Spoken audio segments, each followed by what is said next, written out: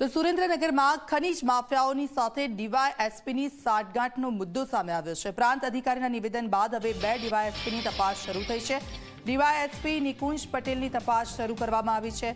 તો સમગ્ર મુદ્દા મામલે લીંબડીના ડીવાયએસપી વિશાલ રબારીનું નિવેદન સામે આવ્યું છે। ડીવાયએસપી નિકુંજ પટેલને આ તપાસ સોંપવામાં આવી છે। તો જે ઓડિયો ક્લિપ વાયરલ થઈ છે તે મારી નથી, ખનીજ માફિયાઓ સાથે વાતચીત કરવામાં આવે છે તે મારો નંબર નથી। લીંબડી અને સુરેન્દ્રનગરના ડીવાયએસપી સામે તપાસ સોંપવામાં આવી છે।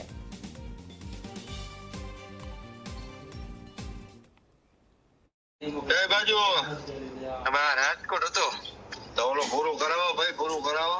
અરે સાહેબ હું એ બાજુ આવતો નથી, હું કાલક ના આવવાનો હું, અને કાલક હું ભૂલ્યા વગર તમારું પૂરું કરી દઈશ। 110%ની વાત છે, કઈ વાંધો નહીં।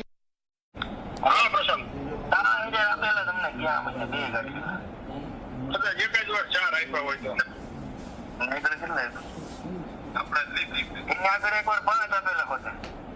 હાલો, એની આગળ 5 આપેલા નો હોય પ્રશાંત, અરે ખોટું થોડું બોલું,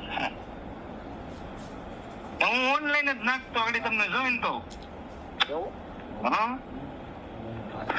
કારણ કે હું ભેટો ઓછું થતું હોય મારે।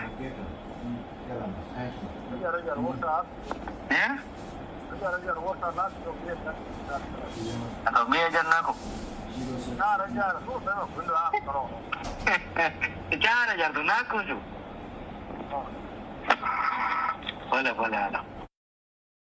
આ ગાડીને પકડી ત્યારે એમાંથી જે તલાશી લેતા જે 3 મોબાઈલ મળી આવેલ છે એમાં એક મોબાઈલ ઉપર તરત જ ફોન આવેલો, જે ફોન મેં ખુદ રિસીવ કરેલો અને તેમાં રણજીતસિંહ એલસીબીમાંથી બોલું છું, કેટલા ડમ્પર કાઢવાના છે જેવી હકીકતે વાત કરેલી।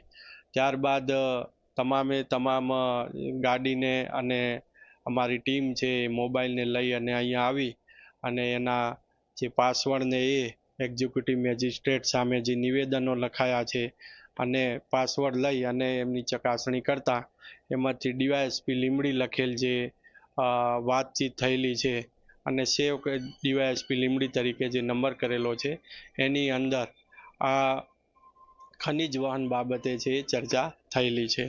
હવે એમાં કોણે વાત કરેલી છે, શું છે, શું હકીકતો છે એની પણ તપાસ ચાલુ છે।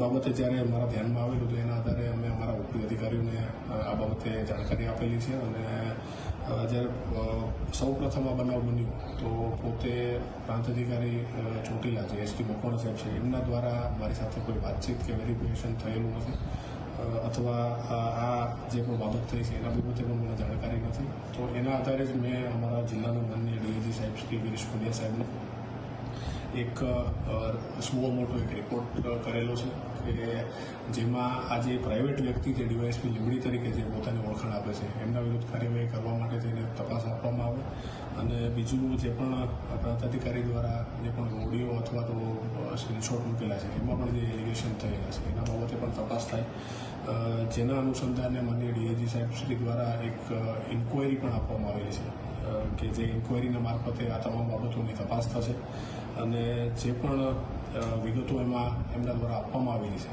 એની પણ તપાસ થઈ અને જે પણ આ બાબતેના ફેક્ટ છે એને બહાર લાવવામાં આવશે।